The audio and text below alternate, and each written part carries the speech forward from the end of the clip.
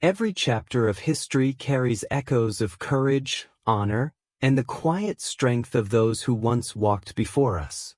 In the age of castles and kingdoms, it was the knights who stood as both guardians and symbols of loyalty, riding beneath banners, sworn to codes of duty, and shaping the legends that still linger today. Tonight, we drift into the world of medieval knights. From their earliest training as young squires, to the weight of shining armor that marked their rise, these warriors lived lives bound by chivalry, faith, and the expectations of their lords. Their stories are not only about battle, but also about honor, sacrifice, and the delicate balance between violence and virtue. So, as you listen, let the clatter of armor and the distant call of trumpets fade softly into imagination. Picture candlelight flickering on stone walls, and hear the hushed voices of knights preparing for dawn. Before we begin, I invite you to subscribe to the channel. Your support breathes life into these quiet journeys through history. And in the comments, share where in the world you're listening from. It warms my heart to know how far these stories travel. Now, rest easy and join me on this gentle path through the past, where knights are not just figures of legend, but whispers of history who still ride across the pages of time. The medieval knight occupies a unique position in the collective imagination of Western civilization. Armored figures on horseback, wielding sword and lance, embodying ideals of honor, courage, and courtly love, have captured the popular imagination for centuries. Yet behind this romantic veneer lies a complex historical reality that spans nearly a millennium of European history, from the chaotic centuries following the fall of Rome to the dawn of the modern era. The institution of knighthood was fundamentally a product of its time, a response to the political fragmentation, economic disruption, and constant warfare that characterized medieval Europe. Knights were not merely romantic figures from tales of chivalry, they were the backbone of medieval military organization, the pillars of feudal society, and the arbiters of political power across much of Europe. Their story is one of adaptation and evolution, reflecting the broader changes that swept across medieval society from the 8th to the 15th centuries. To understand the medieval knight, we must strip away centuries of romanticization and examine the historical context that gave birth to this institution. The knight was simultaneously a warrior, a landowner, a political leader, and a cultural icon. He was bound by complex networks of loyalty and obligation, governed by increasingly sophisticated codes of conduct, and shaped by the religious, economic, and technological forces of his age. The term knight itself derives from the Old English knight, meaning servant or retainer, which reveals something essential about the origins of knighthood. These were men who served, initially as mounted warriors in the service of greater lords, but who gradually developed into a distinct social class with its own privileges, responsibilities, and cultural identity. The transformation from servant to noble, from mere warrior to guardian of Christian virtue, represents one of the most fascinating social developments of the medieval period. This history will trace that development from its earliest roots in the Carolingian military reforms of the 8th century through the height of chivalric culture in the 12th and 13th centuries, to the gradual decline and transformation of knighthood in the face of changing military technology, evolving political structures, and new economic realities. We will examine not only the battlefield exploits and courtly ceremonies that have captured popular imagination, but also the daily lives, economic circumstances, and social relationships that define the lived experience of medieval knights. The story of medieval knighthood is ultimately the story of medieval Europe itself, a tale of constant adaptation to changing circumstances, of the tension between ideal and reality, and of the gradual emergence of the political, social, and cultural institutions that would shape the modern world. It is a story worth telling in full, with all its complexity, contradictions, and enduring fascination. The origins of medieval knighthood can be traced to the military and social upheavals that followed the collapse of the Western Roman Empire in the 5th century. As centralized Roman authority crumbled, Europe entered what historians have termed the Dark Ages, a period characterized by political fragmentation, economic decline, and constant warfare between competing kingdoms and tribes. In this chaotic environment, traditional Roman military organization, based on professional infantry legions, proved inadequate to the new realities of European warfare. The vast territories of post-Roman Europe, with their scattered populations and poor road networks, favored mobility over concentrated force. Germanic tribes had already demonstrated the effectiveness of cavalry warfare, and as these groups settled and established kingdoms throughout former Roman territories, they brought with them military traditions that emphasized personal loyalty, mounted combat, and the warrior ethos. The Franks, who emerged as the dominant power in much of Western Europe during the 6th and 7th centuries, initially maintained military systems that blended Roman and Germanic traditions. However, it was under the Carolingian dynasty, beginning with Charles Martel, 688 to 741, that the foundations of medieval knighthood were truly laid. Charles Martel, often called the Hammer, recognized the military potential of heavy cavalry after his famous victory over the Umayyad forces at the Battle of Tours in 732. This battle, which halted the Muslim advance into Western Europe, demonstrated both the effectiveness of mounted warriors and the need for military reform. Martel began the process of creating a new military class by granting land in exchange for military service, a practice that would eventually evolve into the feudal system. The real architect of the knightly class, however, was Charlemagne, 742 to 814, Charles Martel's grandson, who expanded and systematized these military reforms. Charlemagne's empire stretched from the Pyrenees to the Elbe River, encompassing much of modern France, Germany, and northern Italy. Governing such a vast territory required a military system that could respond quickly to threats while maintaining local order. Charlemagne's solution was to create a class of mounted warriors bound to him and his nobles by personal oaths of loyalty. These early knights, known as milites, soldiers, or vassals, received grants of land called benefices in exchange for military service.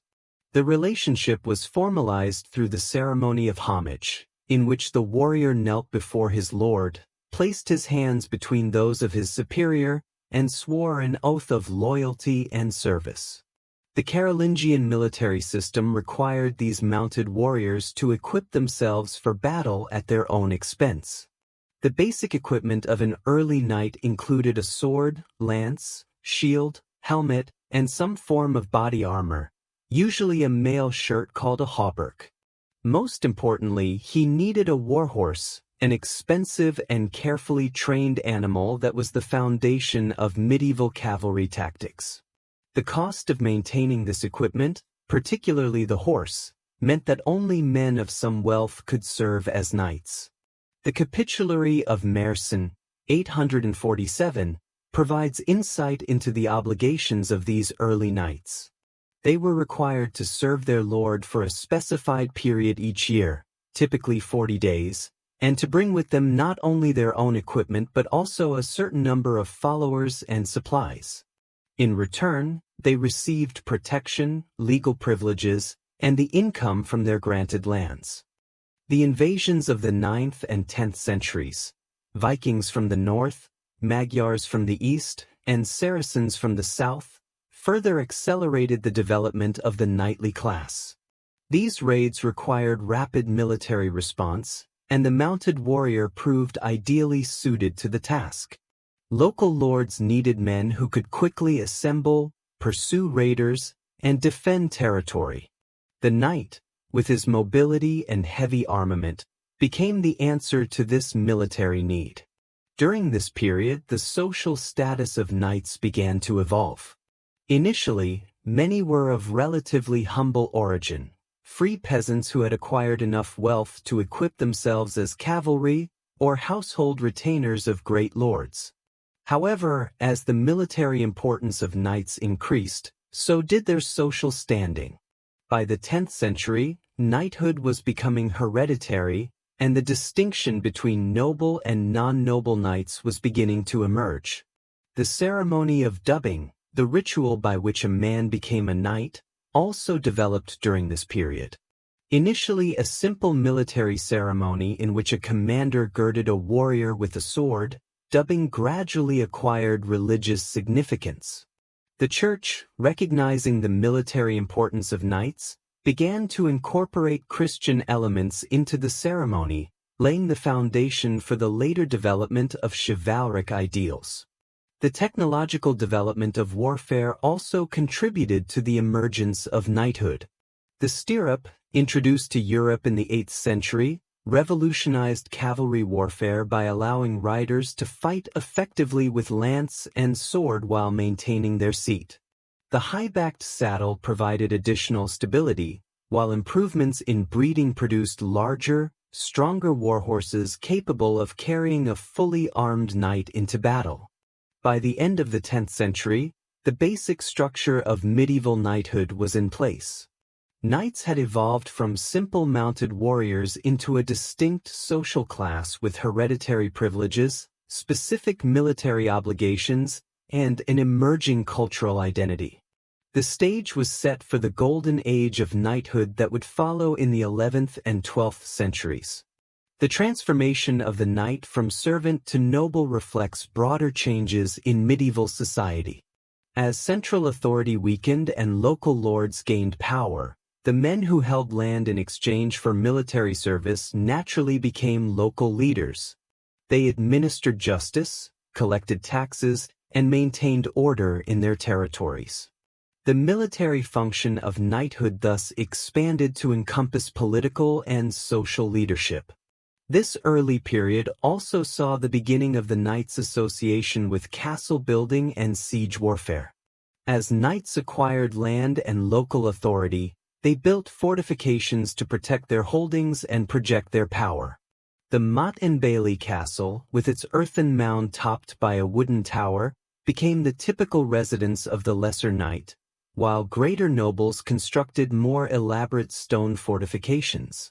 The economic foundation of early knighthood was agricultural. The lands granted to knights were worked by peasants who provided both labor and rent.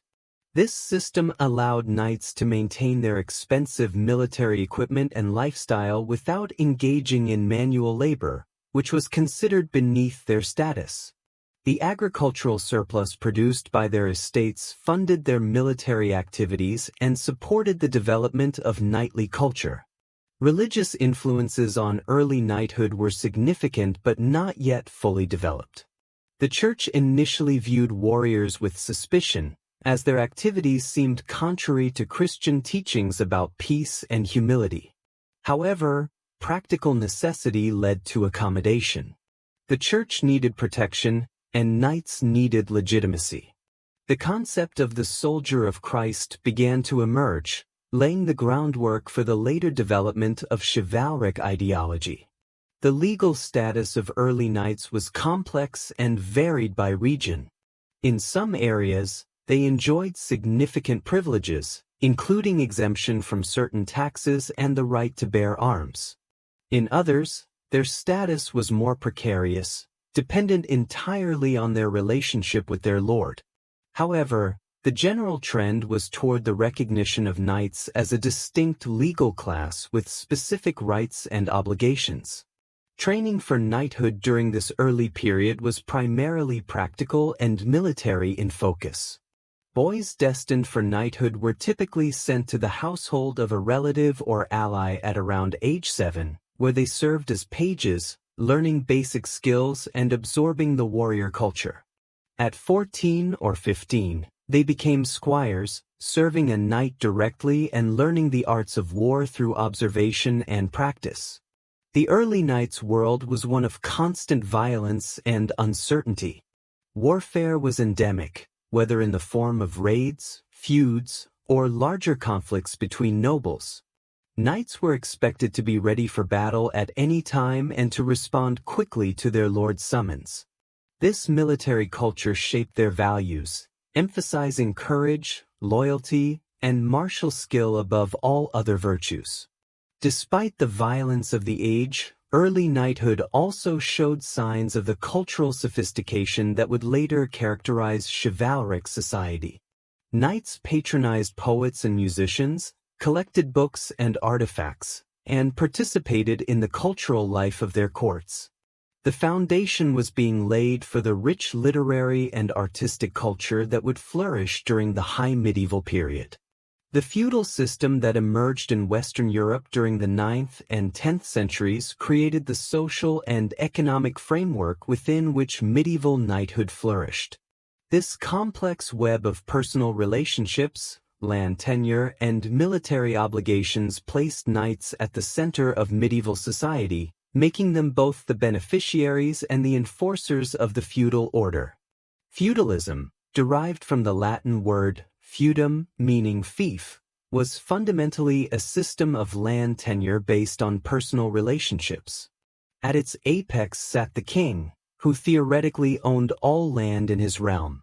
Below him were the great nobles, dukes, counts, and barons, who held large territories directly from the crown in exchange for military service and political support.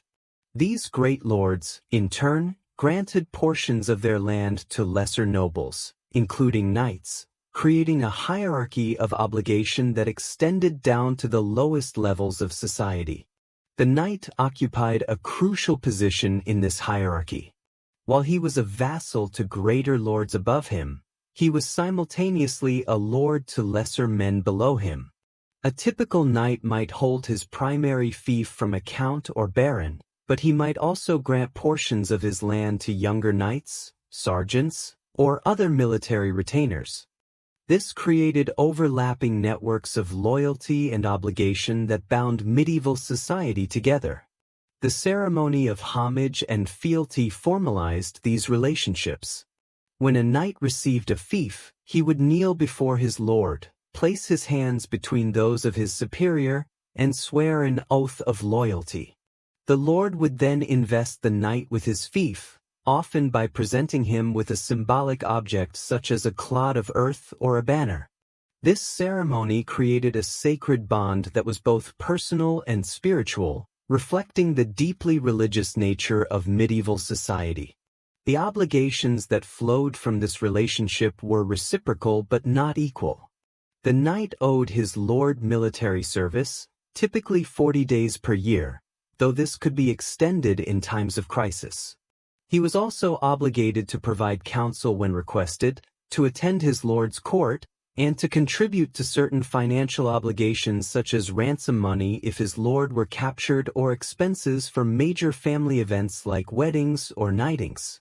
In return, the lord owed his knight protection and justice. He was expected to defend his vassal's rights, provide military support when needed, and ensure that justice was administered fairly in disputes. The lord also had the obligation to maintain the knight's honor and status, which included not making demands that would compromise the knight's dignity or social position. The economic foundation of this system was the manor, the basic agricultural unit of medieval Europe. A typical knight's fief would include one or more manors, each consisting of the lord's residence, ranging from a simple fortified house to an elaborate castle, agricultural land, forests, mills, and villages. The peasants who worked this land were bound to it by various forms of servitude, from outright serfdom to more limited obligations. The manor system provided knights with the economic resources necessary to maintain their military equipment and lifestyle. The agricultural surplus produced by peasant labor supported not only the knight and his family but also his military retainers, household servants, and the craftsmen necessary to maintain his equipment. This economic arrangement freed knights from productive labor, allowing them to focus on their military and political functions. The knight's role in local administration was as important as his military function. Within his fief, he exercised judicial authority, resolving disputes, punishing crimes, and maintaining order. He collected taxes and rents, supervised agricultural activities, and managed the economic life of his territory. This administrative role required skills beyond those of warfare, including literacy, accounting, and knowledge of law and custom. The military obligations of knights under the feudal system extended beyond simple battlefield service. They were responsible for maintaining castles, organizing local defense, and providing leadership in times of crisis. Knights also had to equip and lead their own military retainers, creating small but effective military units that could respond quickly to threats. The feudal system also shaped the knight's family structure and inheritance practices. The need to maintain military effectiveness and avoid the fragmentation of fiefs led to the development of primogeniture, in which the eldest son inherited the entire estate. Younger sons had to seek their fortunes elsewhere, often through military service, marriage, or ecclesiastical careers. This system created a pool of landless knights seeking opportunities for advancement, contributing to the expansion of European influence through crusading and conquest. Marriage among the knightly class was primarily a political and economic alliance rather than a romantic union. Matches were arranged to strengthen territorial holdings, create military alliances, or gain access to powerful patronage networks. The dowry system meant that daughters represented both an asset and a liability. Their marriages could bring valuable connections, but providing suitable dowries could strain family resources. The role of women in the feudal system was complex and varied by region and social level. Noble women could inherit and hold fiefs in their own right, particularly as widows. They often managed estates during their husbands' absences and could exercise significant political influence. However, their legal status was generally subordinate to that of men, and their roles were primarily defined in relation to their fathers, husbands, or sons. The church played a crucial role in legitimizing and regulating the feudal system. Religious ceremonies sanctified the bonds between lord and vassal, while church law provided a framework for resolving disputes and enforcing obligations. The church also promoted ideals of justice and protection of the weak that helped to temper the potentially brutal exercise of feudal power. Conflicts were inherent in the feudal system, as knights often held fiefs from multiple lords whose interests might conflict. This led to the development of complex rules about divided loyalty and the precedence of different obligations. The concept of liege homage, in which one relationship took precedence over all others, emerged as a partial solution to these conflicts. The feudal system also created opportunities for social mobility, though these were limited. Exceptional military service, royal favor, or advantageous marriage could elevate a knight's status. Conversely, failure to fulfill feudal obligations, military defeat, or loss of royal favor could result in the forfeiture of fiefs and social degradation. Regional variations in the feudal system were significant. In France, the system developed in its most classic form, with clear hierarchies and well-defined obligations. In England, the Norman conquest of 1066 imposed a more centralized version of feudalism, with the king maintaining greater control over his vassals. In Germany and the Holy Roman Empire, the system was complicated by the survival of older Germanic traditions and the complex relationship between emperor and pope. The feudal system also extended beyond purely military and political relationships to encompass economic and social obligations. The concept of noblesse oblige, the idea that privilege entailed responsibility, required knights to protect and provide for those under their authority. This included not only military protection but also economic support during times of hardship and the administration of justice. The decline of the feudal system began in the late medieval period as centralized monarchies grew stronger, professional armies replaced feudal levies, and money rents superseded military service. However, the cultural and social patterns established during the feudal age continued to influence European society long after the political and economic structures had evolved. The legacy of the feudal system in shaping knightly culture cannot be overstated. The emphasis on personal loyalty, the importance of land and lineage, the military ethos, and the hierarchical social structure all had their roots in feudal relationships. Even as the practical aspects of feudalism declined, these cultural values continued to define aristocratic identity and behavior well into the modern era.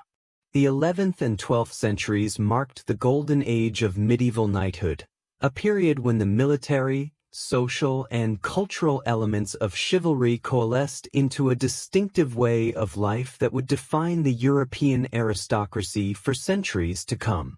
This era saw the transformation of knights from simple warriors into paragons of Christian virtue, courtly sophistication, and martial excellence. The term chivalry itself derives from the French chivalry, meaning horsemanship, which emphasizes the continued importance of mounted warfare to knightly identity. However, by the 11th century, chivalry had evolved far beyond mere military technique to encompass a complex code of conduct that governed every aspect of a knight's life, from his behavior in battle to his conduct in the court and his treatment of women, peasants, and fellow nobles. The development of chivalric ideals was influenced by multiple sources. Christian theology provided the moral framework, emphasizing virtues such as humility, charity, and protection of the innocent. Germanic warrior traditions contributed concepts of personal honor, loyalty, and courage. Classical literature, rediscovered during the 12th century Renaissance, added notions of courtly behavior and refined manners. The result was a unique synthesis that created new standards for aristocratic conduct. The Peace of God and Truce of God movements of the 10th and 11th centuries played a crucial role in shaping chivalric ideals. These church-sponsored initiatives sought to limit the violence that plagued medieval society by establishing periods when warfare was forbidden and by protecting certain classes of people, clergy, pilgrims, merchants, and peasants, from military action. Knights who violated these agreements faced excommunication, a powerful deterrent in a deeply religious age. These peace movements gradually evolved into more comprehensive codes of knightly conduct. The knight was increasingly seen as the protector of Christian society, obligated to defend the church, protect the weak, and maintain justice. The ideal knight was expected to be brave in battle, generous to his followers, courteous to his peers, and merciful to his enemies. He should be truthful in his dealings, faithful to his oaths, and devoted to his lord and his lady. The Crusades, beginning with the First Crusade in 1095, provided a powerful catalyst for the development of chivalric ideals. Pope Urban II's call for Christian knights to liberate the Holy Land from Muslim control gave religious purpose to the warrior class, transforming the knight from a potential threat to Christian society into its armed defender. The Crusades offered knights the opportunity to serve God while pursuing their natural inclinations toward warfare and adventure. The crusading movement produced a new type of religious literature that celebrated knightly virtues. Chronicles of crusading exploits, songs of heroic deeds, and hagiographies of saintly knights created a body of exemplary literature that defined proper knightly behavior. The ideal crusader knight combined martial prowess with religious devotion, demonstrating that violence could be sanctified when employed in service of the faith. The military orders established during the Crusades, the Knights Templar, Knights Hospitaller, and Teutonic knights, represented the apex of this synthesis between military and religious vocations. These organizations combined the monastic vows of poverty, chastity, and obedience with the martial obligations of knighthood, creating communities of warrior monks who embodied the highest chivalric ideals. Simultaneously with these religious developments, secular chivalric culture was flourishing in the courts of Western Europe. The 12th century saw the emergence of courtly literature, particularly the chanson de geste, Song of Deeds, and the Arthurian romance. These literary works created archetypal knightly figures, Roland, Lancelot, Gawain, Percival, whose adventures provided models for real knights to emulate. The literature of this period established many of the conventions that would define chivalric culture. The knight-errant, wandering in search of adventures and opportunities to prove his worth, became a standard figure. The quest, whether for the Holy Grail, a lady's favor, or simply honor and glory, provided the narrative structure for countless tales. The tournament, originally a practical military exercise, evolved into an elaborate social spectacle that combined martial display with courtly ceremony. Courtly love, or fin amour, emerged as another crucial element of chivalric culture during this period. This literary and social convention portrayed the knight as the devoted servant of an idealized lady, usually married and of higher social status. The knight's love for his lady was supposed to inspire him to greater deeds of valor and courtesy, while the lady's favor provided the ultimate reward for knightly achievement. The concept of courtly love was revolutionary in several ways. It elevated women to a position of honor and influence previously unknown in medieval society, at least within the aristocratic class. It also introduced the idea that love could be a noble and ennobling emotion, contrary to earlier Christian teaching that viewed romantic passion with suspicion. The elaborate rituals and conventions of courtly love, secret glances, coded messages, symbolic tokens, created a sophisticated social game that occupied much of court life. The tournament culture that flourished during this period provided a practical outlet for chivalric ideals and a venue for social advancement. These events, which evolved from rough military exercises into elaborate social spectacles, allowed knights to demonstrate their prowess, win glory and prizes, and court favor with powerful patrons. The tournament became the theater where chivalric values were both displayed and reinforced. The education and training of knights became increasingly sophisticated during this period. While military skills remained paramount, young nobles were also expected to master courtly accomplishments such as music, poetry, chess, and conversation.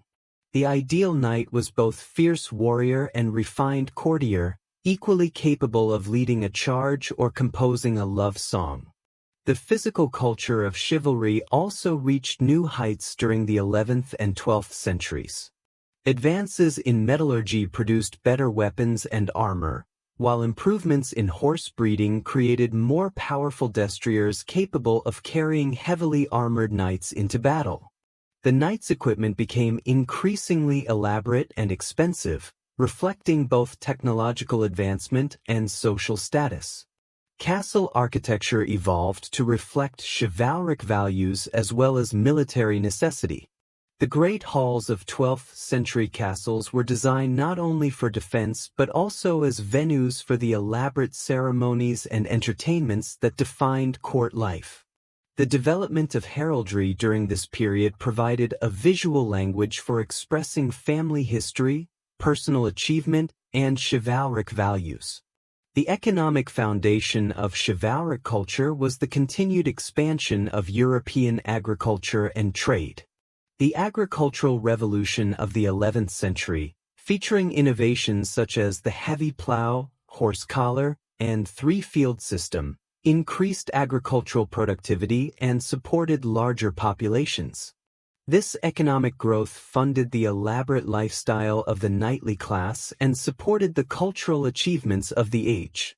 Religious architecture flourished during this period, with the construction of great cathedrals and abbey churches that embodied both spiritual aspiration and temporal power.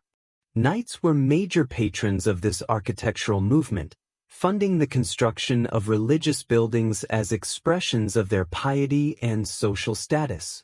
The great cathedral building campaigns created communities of skilled craftsmen and established networks of cultural exchange that spread chivalric ideals across Europe. The international character of chivalric culture was reinforced by the mobility of the knightly class.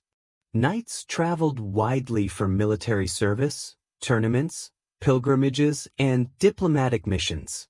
This mobility created a cosmopolitan culture that transcended national boundaries and established common standards of behavior and values across Western Europe. Women's roles within chivalric culture were complex and sometimes contradictory. While courtly love elevated the lady to a position of honor and influence, actual legal and political rights for women remained limited.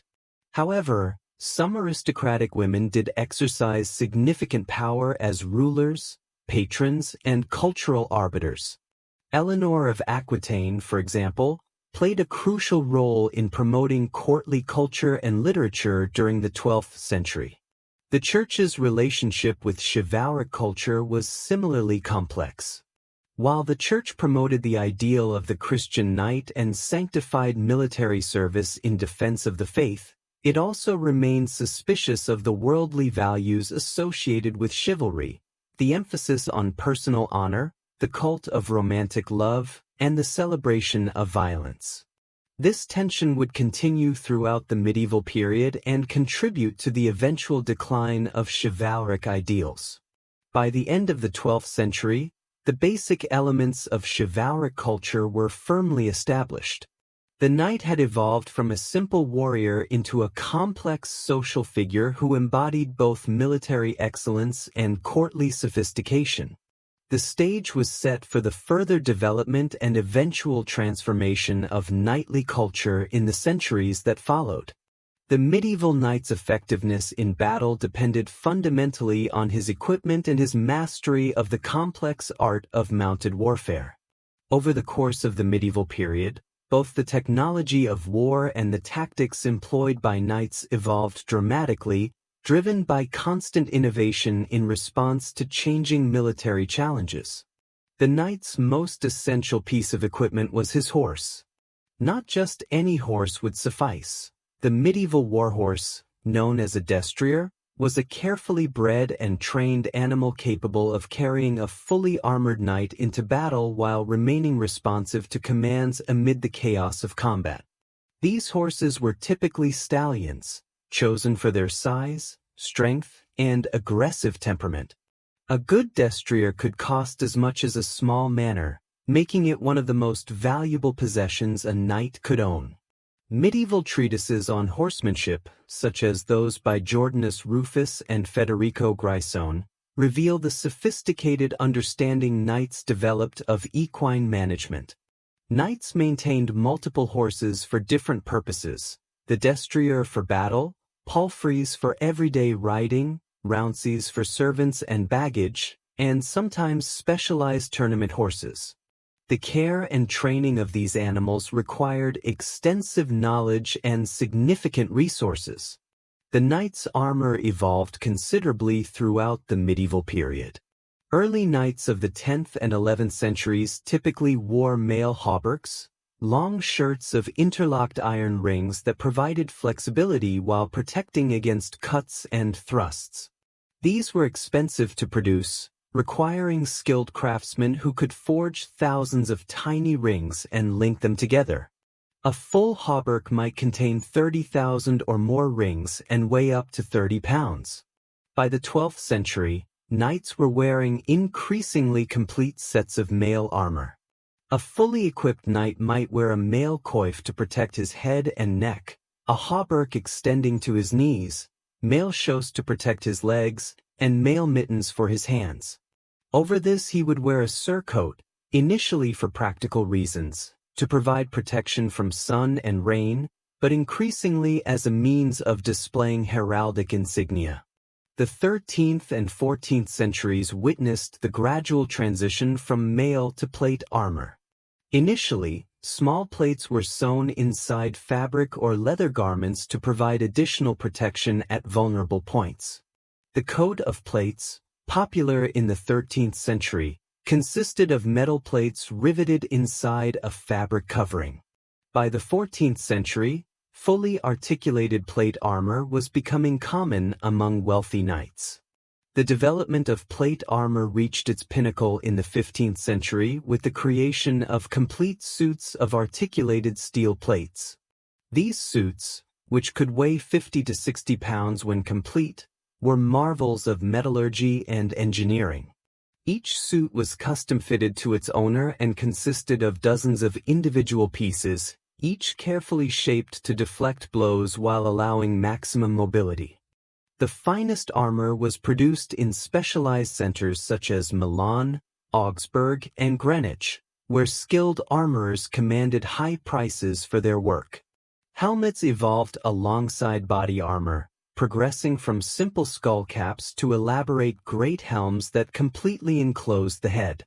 The 12th century great helm provided excellent protection but limited vision and breathing. The 14th century saw the development of the bassinet with its pointed visor, while the 15th century produced the sophisticated sallet and armet designs that balanced protection with comfort and visibility.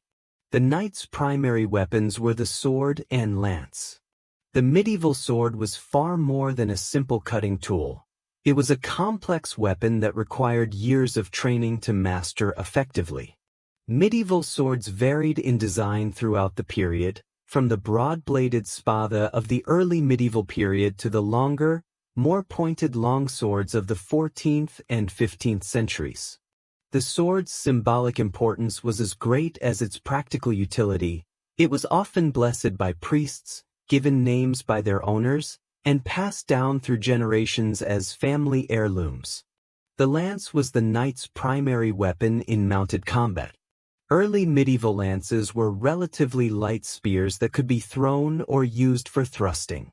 The development of the stirrup and high-backed saddle in the 8th and 9th centuries revolutionized lance tactics by allowing knights to couch their lances under their arms and deliver devastating charges. By the 11th century, the couched lance technique had become the dominant tactic of heavy cavalry.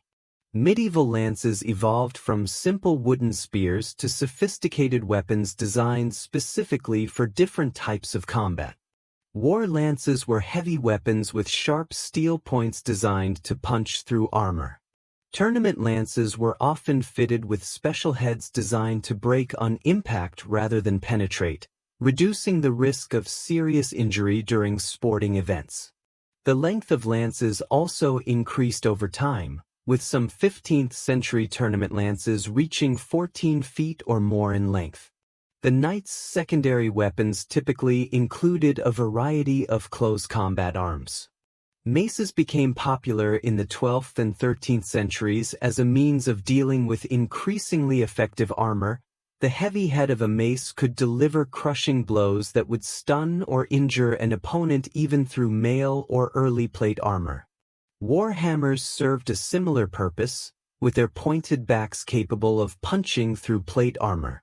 Daggers were essential backup weapons, used for close-in fighting or to deliver the coup de grace to fallen opponents. The rondel dagger, with its disc-shaped guard, was particularly associated with knights and could be thrust through gaps in armor or used to finish wounded enemies. Some knights also carried specialized weapons such as the falchion, a heavy cutting sword, or the estoc, a long thrusting sword designed specifically for use against plate armor. The shield was an essential part of the knight's equipment throughout much of the medieval period, though its importance declined as armor became more complete. Early medieval shields were large and round, designed to provide maximum protection. The distinctive kite shield of the 11th and 12th centuries was specifically designed for mounted combat, its elongated shape protecting the rider's left side while allowing him to couch his lance under his right arm. Heraldic devices began appearing on shields in the 12th century, initially as a practical means of identifying heavily armored warriors in the confusion of battle. The science of heraldry quickly developed into a sophisticated system of visual communication, with specific rules governing the design and inheritance of coats of arms. By the 13th century, heraldic display had become an important expression of knightly identity and family pride. The tactics employed by medieval knights evolved significantly throughout the period. The classic heavy cavalry charge, with knights formed in line and charging with couched lances, dominated battlefields from the 11th through 13th centuries. This tactic could be devastatingly effective against infantry formations, as demonstrated at battles such as Hastings, 1066, and Bouvines, 1214. However, the effectiveness of heavy cavalry began to decline in the face of new infantry tactics and weapons. The Swiss pike squares of the 14th and 15th centuries, the English longbow formations that proved so effective at Crécy, 1346, and Agincourt, 1415, and the Flemish urban militias who defeated French knights at Courtrai, 1302, all demonstrated that well-disciplined infantry could defeat traditional knightly charges. Knights adapted to these challenges in various ways. They learned to fight on foot when circumstances required it, developed new tactics that combined cavalry with supporting infantry and archers, and adopted new weapons such as the crossbow and early firearms. The evolution of knightly warfare demonstrates the adaptability and tactical sophistication of medieval military leaders. Siege warfare was another crucial aspect of medieval combat in which knights played important roles. The construction and defense of castles, the conduct of sieges, and the development of siege engines all required technical knowledge and tactical skill. Knights served not only as heavy cavalry but as military engineers, logistics specialists, and garrison commanders. The economic burden of maintaining knightly equipment was enormous. A complete set of armor, weapons, and horses could cost the equivalent of several years' income for a wealthy landowner. This expense created barriers to entry into the knightly class and contributed to its increasingly exclusive character over time. Training in the use of this equipment began early and continued throughout a knight's career. Young nobles learned basic weapon skills as pages and squires, gradually progressing to more advanced techniques. The tournament provided opportunities for practice and skill development, while actual warfare offered the ultimate test of training and equipment. The maintenance of knightly equipment required the services of numerous specialists. Armorers, swordsmiths, and other metalworkers were essential for keeping weapons and armor in good condition. Grooms and horse masters cared for the valuable war horses, while squires and servants helped knights arm and equip themselves for battle. The standardization of equipment within knightly households and military units became increasingly important as medieval warfare grew more sophisticated. Great lords maintained armories stocked with weapons and armor for their retainers, while military orders like the Templars developed standardized equipment specifications for their members. The technological arms race between offensive and defensive capabilities drove continuous innovation throughout the medieval period. As armor became more effective, weapons evolved to counter it. As weapons became more powerful, armor adapted to provide better protection. This cycle of innovation kept medieval warfare in constant flux and required knights to continually update their equipment and tactics.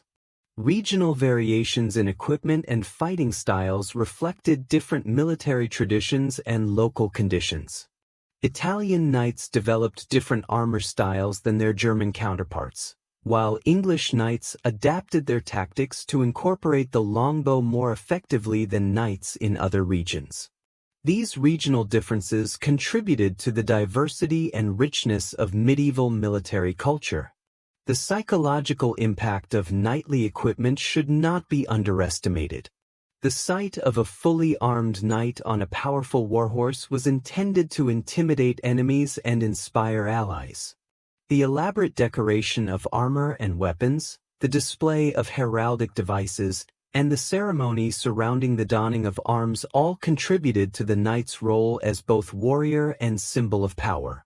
The Crusades, spanning from the late 11th to the late 13th centuries, fundamentally transformed medieval knighthood and gave birth to a new institution that perfectly embodied chivalric ideals: the military orders.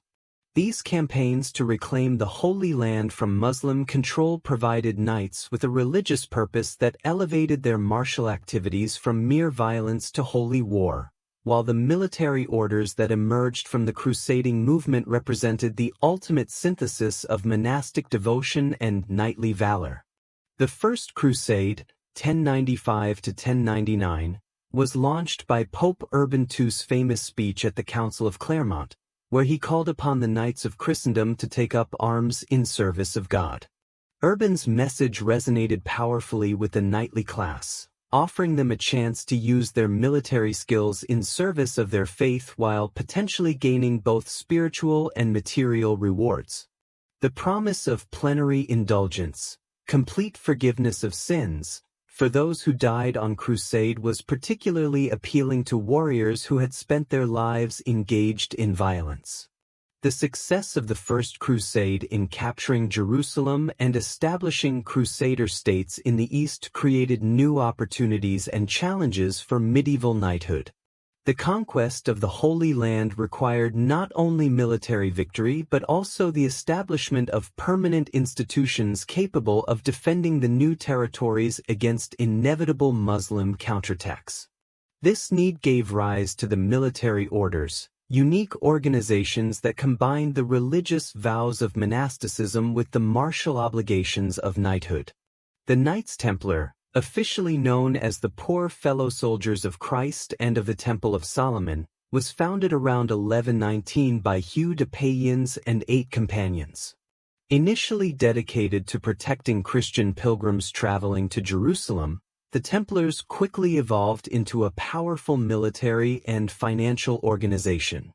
Their rule, written by Bernard of Clairvaux, required members to take vows of poverty, chastity, and obedience while maintaining their martial obligations.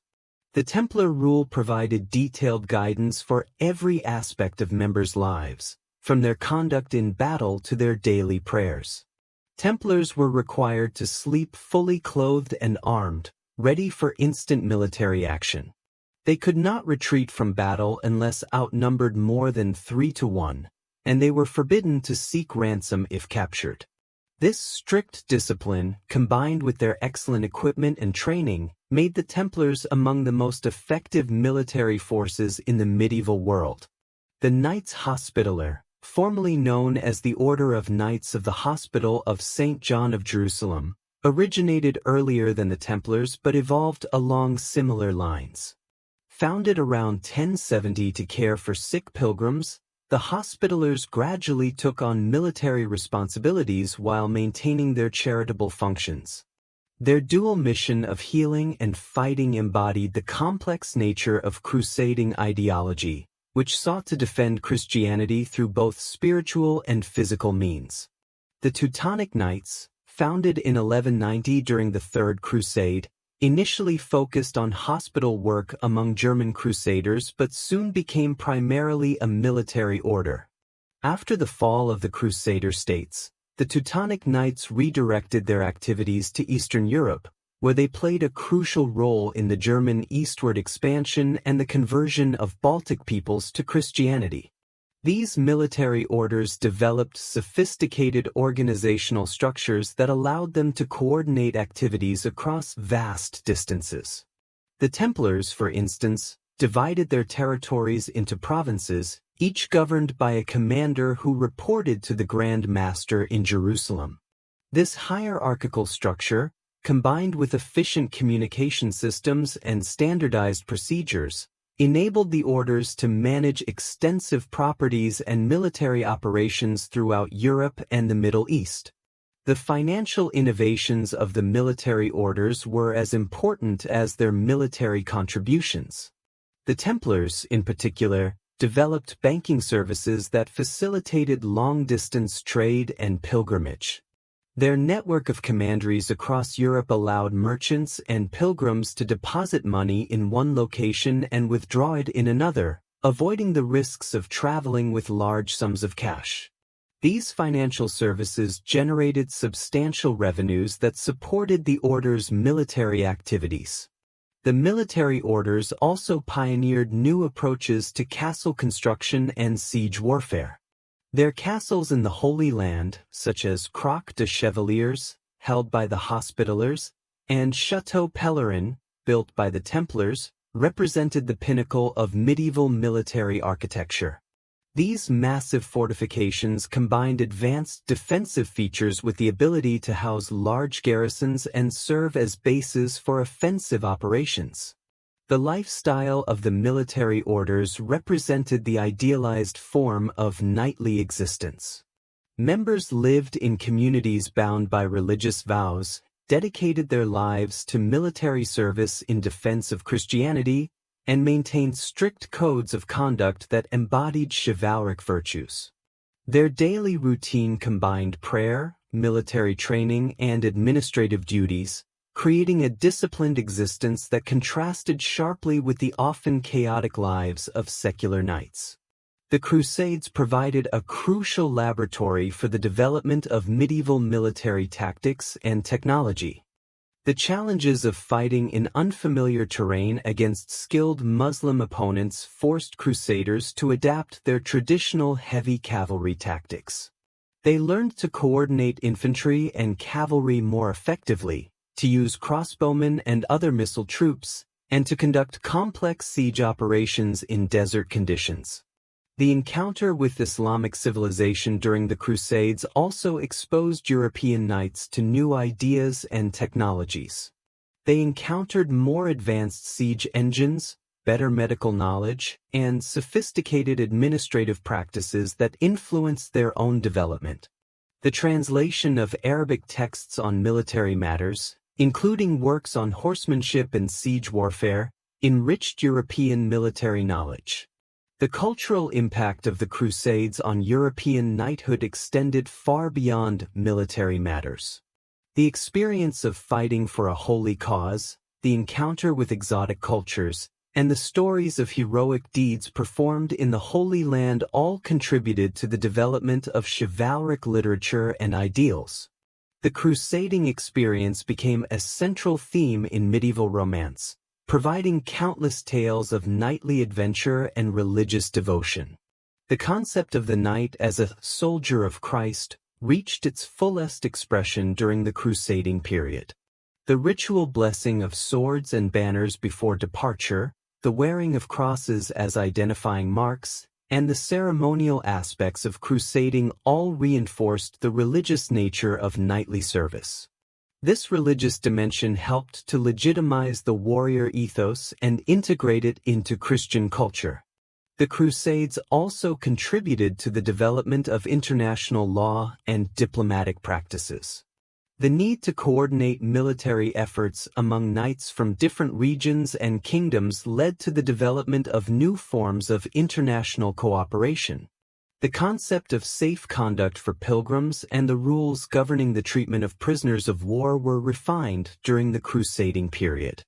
The decline of the Crusader states in the 13th century marked a turning point for both the Crusades and the military orders.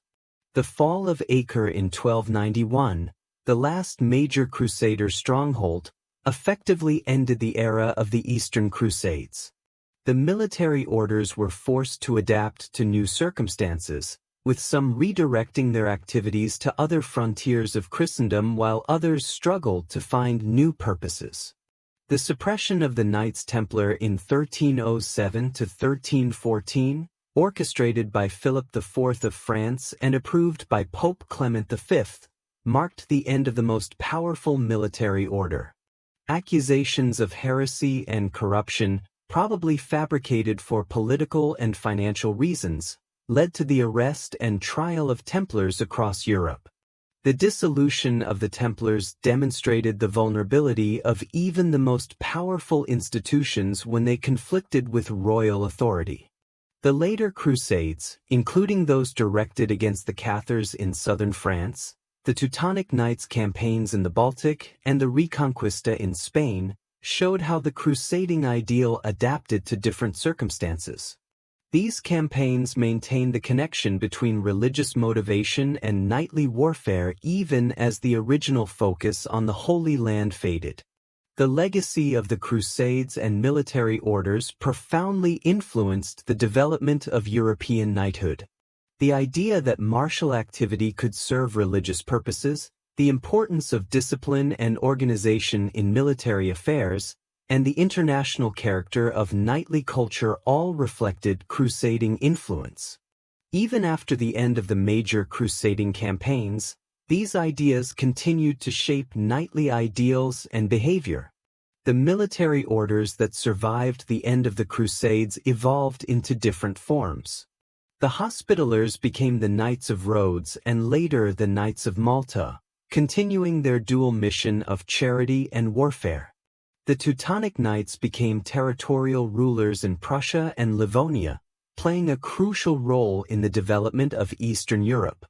New orders, such as the Spanish military orders of Santiago, Calatrava, and Alcantara, applied the military order model to the ongoing Reconquista. The architectural legacy of the Crusades and military orders can be seen throughout Europe and the former Crusader states. The distinctive churches built by the military orders, with their round naves imitating the Church of the Holy Sepulchre in Jerusalem, influenced ecclesiastical architecture across Europe. The massive castles built by the orders set new standards for military architecture and influenced castle design throughout the medieval period. The financial and administrative innovations of the military orders also had lasting impact. Their banking practices influenced the development of commercial credit, while their administrative methods provided models for other international organizations. The systematic record-keeping of the orders preserved valuable information about medieval military, economic, and social practices. The development of chivalric culture in the 12th and 13th centuries created a sophisticated and distinctive way of life that extended far beyond the battlefield. This culture, centered in the courts of medieval Europe, established new standards of behavior, artistic expression, and social interaction that would influence European aristocracy for centuries to come. The knight was no longer merely a warrior but had become a cultured gentleman expected to excel in numerous non-military accomplishments. The court became the center of this new cultural world. Medieval courts were complex institutions that served simultaneously as centers of government, military headquarters, economic hubs, and cultural salons. The great courts of the 12th century, those of Eleanor of Aquitaine, Marie de Champagne, and Henry II of England, established patterns of courtly life that spread throughout Western Europe. These courts attracted not only knights and nobles but also poets, musicians, scholars, and artists who contributed to the rich cultural life of the medieval aristocracy. The literature of chivalry played a crucial role in defining and disseminating courtly culture. The chansons de geste, epic poems celebrating the deeds of heroic knights, established the archetypal figures of medieval romance. The Song of Roland, the most famous of these works, presented the knight Roland as the perfect embodiment of feudal loyalty and Christian devotion. These epic poems were performed by professional entertainers at court gatherings, creating a shared cultural vocabulary that defined proper knightly behavior. The Arthurian romance, which emerged in the 12th century with the works of Chrétien de Troyes, introduced new elements to chivalric literature. These stories focused not only on martial prowess but also on courtly love, spiritual quests, and the psychological development of knightly characters. The Knights of Arthur's Round Table, Lancelot, Gawain, Percival, and others, became models of chivalric perfection, each embodying different aspects of the knightly ideal. The concept of courtly love, or fin amour, transformed medieval attitudes toward romantic relationships and gender roles. This literary and social convention portrayed love as an ennobling force that inspired knights to greater achievements in both war and peace.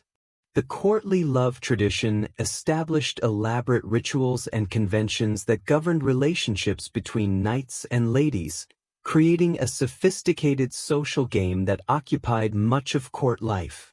The code of courtly love required knights to worship their chosen ladies from a distance, performing deeds of valor to win their favor. The lady, typically married and of higher social status than her admirer, was expected to inspire the knight while remaining chaste and virtuous. This idealized relationship was rarely consummated, but its very impossibility was thought to purify and elevate both participants. The tournament evolved during this period from a practical military exercise into an elaborate social spectacle that showcased chivalric culture. These events combined martial display with courtly ceremony, providing opportunities for knights to demonstrate their prowess while participating in the sophisticated rituals of courtly society. Tournaments became increasingly elaborate affairs, featuring processions, banquets, dancing, and literary entertainments alongside the martial competitions. The Round Table Tournament, inspired by Arthurian literature, became particularly popular in the 13th and 14th centuries. These events recreated the legendary court of King Arthur, with participants taking on the roles of famous Arthurian knights. The Round Table format emphasized the equality of participants and the importance of courtesy and honor over mere military victory. The development of heraldry provided another means of expressing chivalric culture. The system of coats of arms that emerged in the 12th century served not only as practical identification on the battlefield but also as a visual language for communicating family history, personal achievement, and social status. Heraldic devices appeared on shields, banners, seals, and architectural elements, creating a rich visual culture that reinforced aristocratic identity. The rules of heraldry became increasingly complex and sophisticated, requiring specialized knowledge to create and interpret properly. Heralds, originally messengers and announcers at tournaments, evolved into experts in genealogy and protocol who maintained the records of noble families and supervised the granting of new arms. The College of Arms and similar institutions established formal procedures for the regulation of heraldic display. Music and poetry flourished in the chivalric courts of medieval Europe. The troubadours of southern France, the trouvères of northern France, and the minzingers of Germany created sophisticated literary and musical traditions that celebrated courtly love and chivalric values. These poet-musicians, many of whom were knights themselves, established new forms of lyric poetry and musical expression that influenced European culture for centuries. The patronage system that supported medieval arts and letters was largely aristocratic. Knights and nobles commissioned manuscripts, sponsored literary works, and maintained household entertainers who preserved and transmitted cultural traditions. The great libraries of medieval Europe were typically found in aristocratic households, where knights and their families could access the literary works that defined their culture. Courtly etiquette and manners became increasingly important aspects of chivalric culture. Treatises on proper behavior, such as the works of Andreas Capellanus and later authors, established detailed rules for courtly conduct.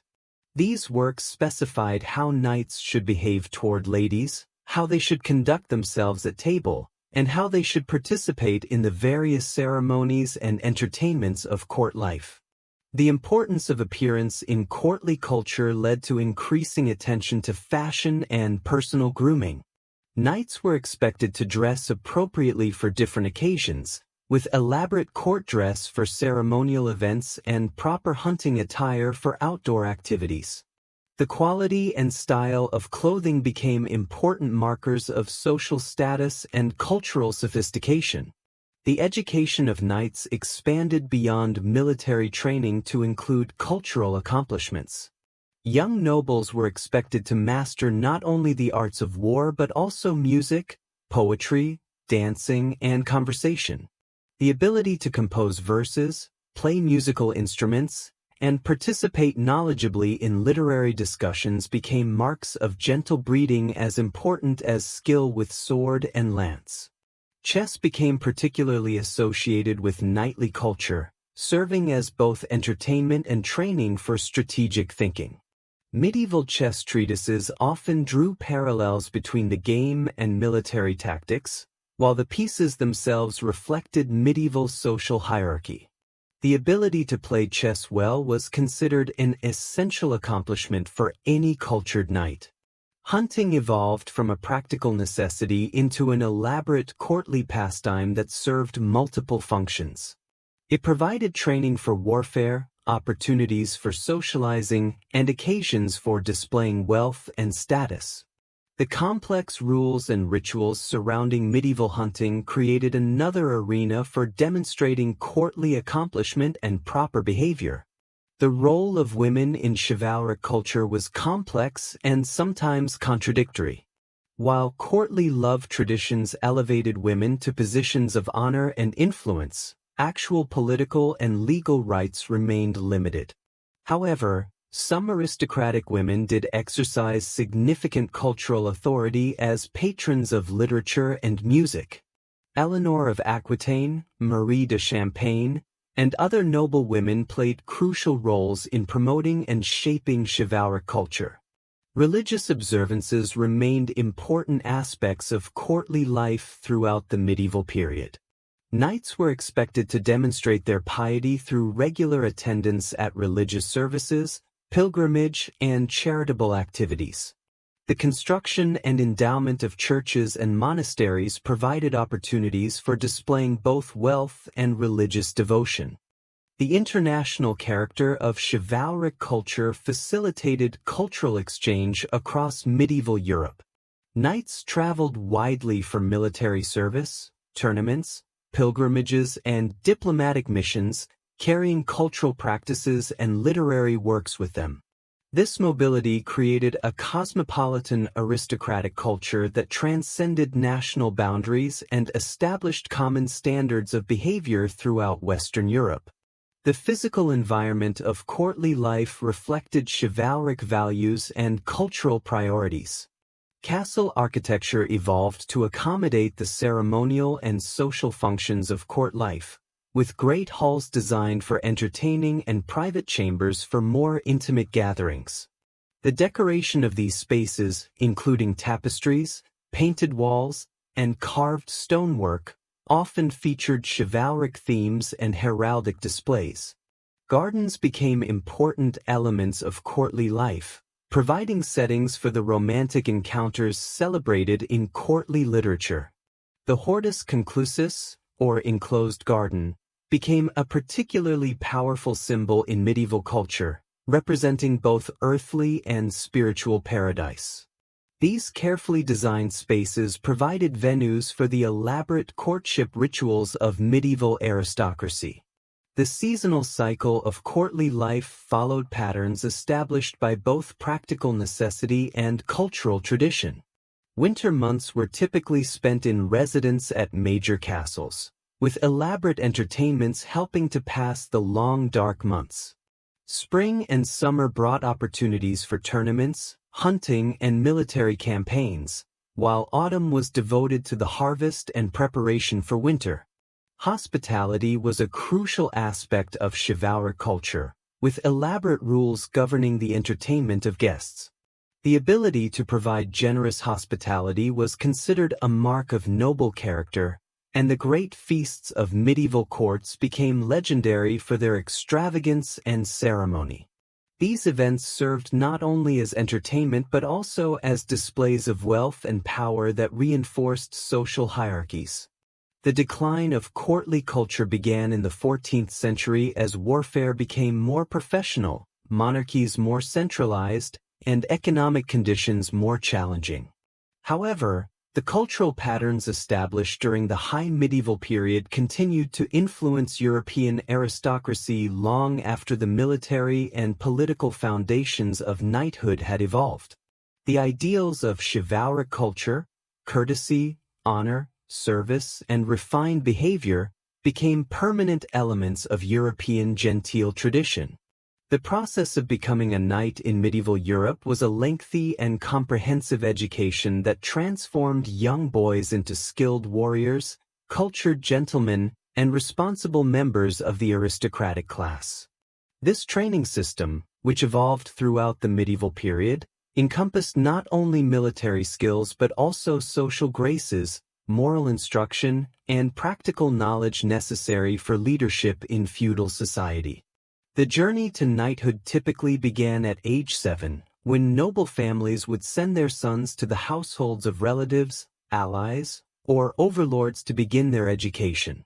This practice, known as fostering, served multiple purposes. It created bonds between noble families, exposed children to different aspects of aristocratic life, and provided practical training that parents might not be able to offer in their own households. As pages, these young boys began the foundational stage of knightly education. Their duties were primarily domestic, serving at table, caring for equipment, and running errands for the knights and ladies of the household. However, this service was not merely menial labor. It was carefully designed to teach the basic skills and values of aristocratic life. Pages learned proper etiquette, observed the ceremonies and rituals of court life, and absorbed the cultural values of their class through daily experience. The educational curriculum for pages included basic literacy and numeracy, essential skills for managing estates and conducting the administrative duties of nobility. While medieval knights are sometimes portrayed as illiterate, evidence suggests that most members of the aristocracy could read and write, at least in their native languages and often in Latin as well. The ability to read chivalric romances, compose letters, and understand legal documents was crucial for effective participation in medieval society. Religious instruction formed another crucial component of a page's education. Boys learned the basic prayers and beliefs of Christianity, attended daily religious services, and absorbed the moral framework that would guide their conduct as knights. The Church's teaching about just war, protection of the innocent, and service to God provided the ethical foundation for the knightly vocation. Physical training began early in a page's education, though it was initially focused on building strength, agility, and coordination rather than specific weapon skills. Pages participated in games and exercises designed to develop the physical attributes necessary for mounted combat. Swimming, running, wrestling, and various ball games all contributed to their physical development. The transition from page to squire typically occurred around age 14, marking a significant advancement in the young man's training. As squires, they were assigned to serve specific knights, becoming responsible for maintaining their master's equipment, caring for his horses, and assisting him in all aspects of his military and social duties.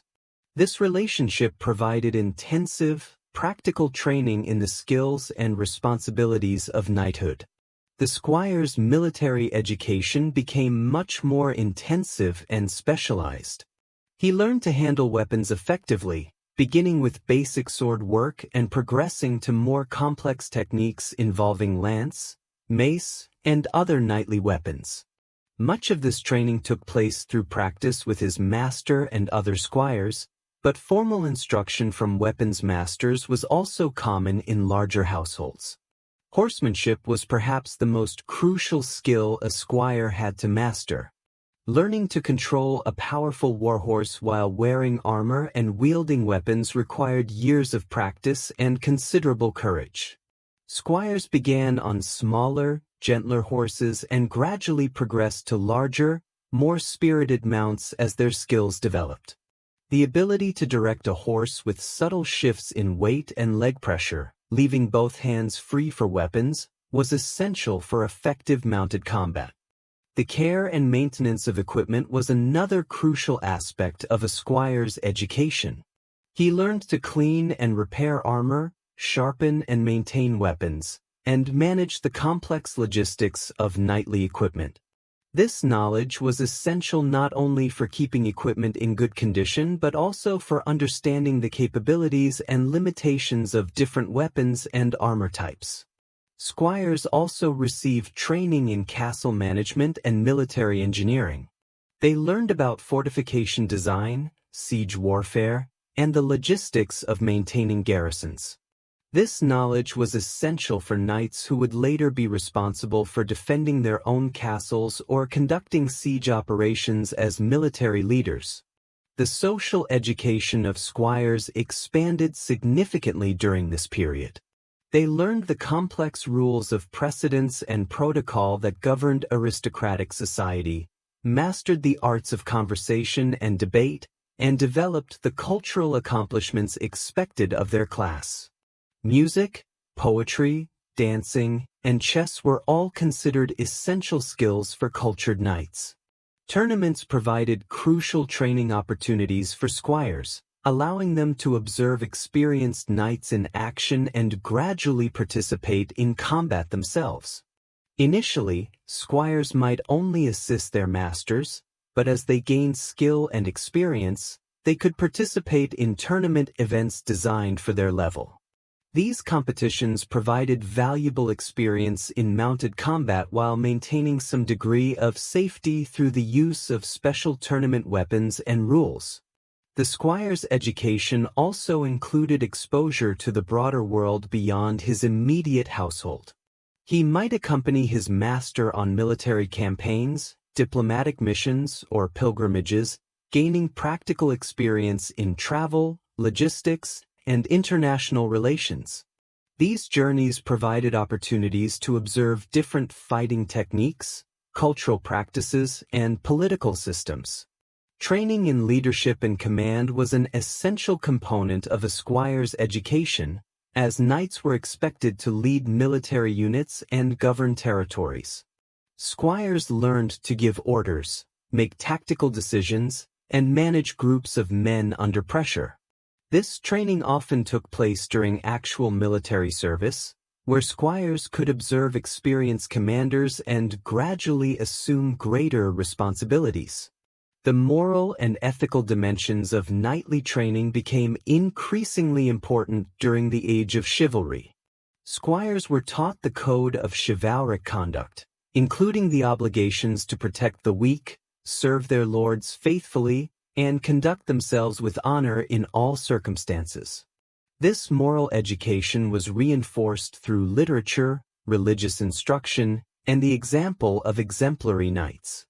The ceremony of dubbing, by which a squire became a knight, marked the completion of this lengthy educational process. The age at which this occurred varied, but it was typically between 18 and 21, after the young man had demonstrated competence in all aspects of knightly conduct. The dubbing ceremony itself evolved from a simple military ritual into an elaborate religious and social occasion that emphasized the sacred nature of knightly vows. The night before dubbing, the candidate typically participated in a vigil of prayer and meditation, reflecting on the responsibilities he was about to assume. He would bathe as a symbol of purification, don white garments representing purity, and spend the night in prayer before the altar of a church or chapel. This religious preparation emphasized the spiritual dimensions of knighthood and the knight's role as a defender of Christianity. The actual dubbing ceremony involved the formal investiture of the new knight with the symbols of his office. His sponsor, typically his former master or another established knight, would gird him with a sword, place spurs on his heels, and deliver the ritual blow, the kali, that formally made him a knight.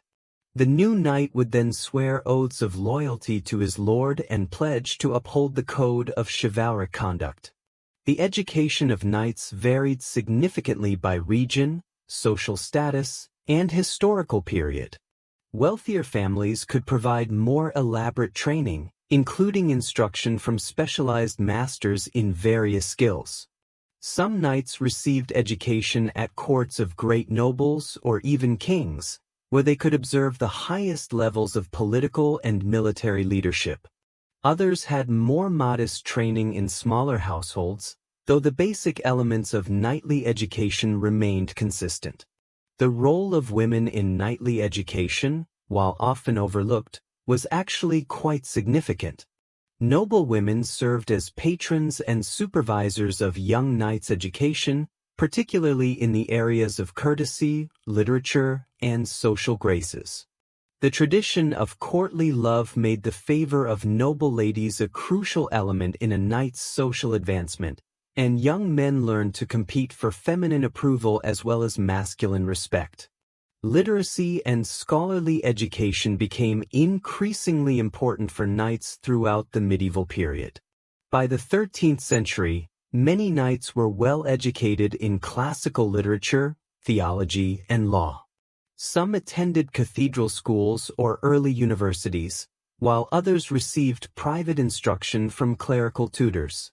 This educational trend reflected the increasing complexity of medieval government and society, which required more sophisticated administrative and diplomatic skills. The training of knights from different social backgrounds varied considerably. Knights from ancient noble families typically received more comprehensive education and had greater opportunities for advancement.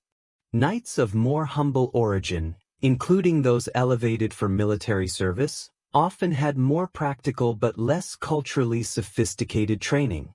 However, the basic requirements of military competence and chivalric conduct applied to all members of the knightly class. The influence of military orders on knightly education was significant, particularly in areas where these orders were active. The Templars, Hospitallers, and other military orders developed systematic training programs that emphasized discipline, religious devotion, and military effectiveness. Their methods influenced secular knightly education throughout Europe. The cost of knightly education was substantial, requiring not only the expense of maintaining young men in aristocratic households but also the cost of equipment, horses, and other necessities.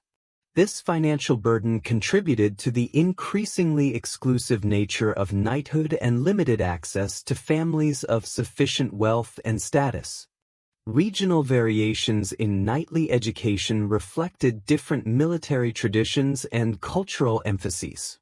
German knights typically received more emphasis on horsemanship and heavy cavalry tactics, while Italian knights learned more about infantry cooperation and urban warfare. English knights developed particular expertise in archery and combined arms tactics, while French knights maintained the classical traditions of heavy cavalry combat. The decline of traditional knightly education began in the 14th century as warfare became more professional and the requirements for military service changed. However, many elements of knightly training continued to influence aristocratic education throughout the medieval period and beyond. The emphasis on physical fitness, moral instruction, and cultural accomplishment established patterns that would influence European education for centuries to come. The economic and social structure that supported medieval knighthood was complex and multifaceted, representing one of the most sophisticated systems of wealth distribution and social organization in pre-modern Europe. The knight's position within this structure was both privileged and precarious, dependent on intricate networks of land tenure, agricultural production, and personal relationships that could shift dramatically with changing political fortunes. The foundation of knightly economic power was land ownership, specifically the holding of fiefs granted by superior lords in exchange for military service. These grants, known as benefices in the early medieval period and later as fiefs or fees, typically included not only agricultural land but also the peasants who worked it, the mills and other productive facilities located on the estate, and the rights to various forms of taxation and judicial authority. The value of a knight's fief was measured not simply in acres but in its productive capacity and the number of peasant households it could support. A typical knight's estate might encompass several manors, each organized as a largely self-sufficient economic unit. The manor house or castle served as the administrative center, where the knight or his steward oversaw agricultural activities, collected rents and taxes, and administered justice. The domain land was worked directly for the lord's benefit by peasant labor services, while the remainder was allocated to peasant holdings in exchange for rents and various obligations.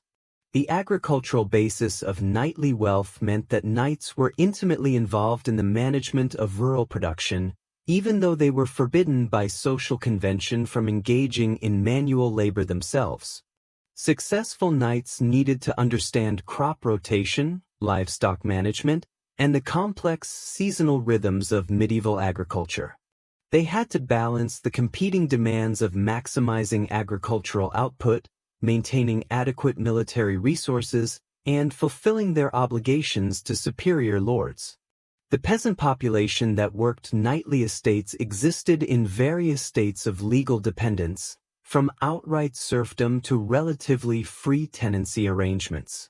Serfs were bound to the land and could not leave without their lord's permission, but they also enjoyed certain protections, including the right to work specific holdings and protection from arbitrary eviction. Free peasants had more legal rights but might face greater economic uncertainty. The obligations of peasants to their knightly lords were both economic and personal. They owed labor services on the domain land, typically 3 days per week during busy agricultural seasons. They also paid various forms of rent in money, goods, or services, and were subject to special levies for events such as their lord's marriage, the knighting of his eldest son, or his departure on crusade. Legal obligations included attendance at manor courts and acceptance of their lord's judicial authority. The relationship between knights and merchants was complex and often strained by conflicting values and interests. The chivalric ideology emphasized generosity, honor, and military service, while commercial success required careful calculation, profit maximization, and often activities that knights considered beneath their dignity.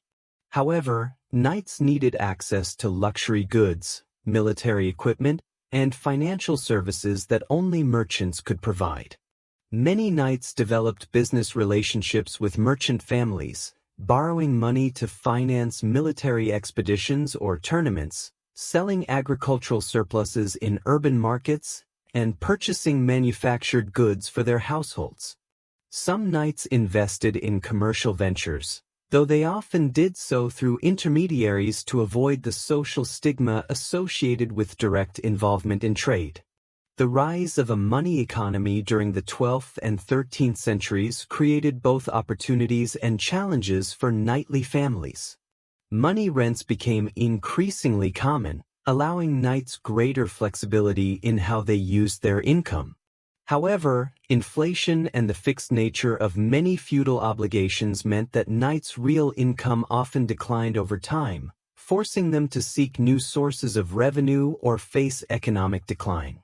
Military service, while the primary obligation of knighthood, was itself an expensive undertaking that could strain knightly finances.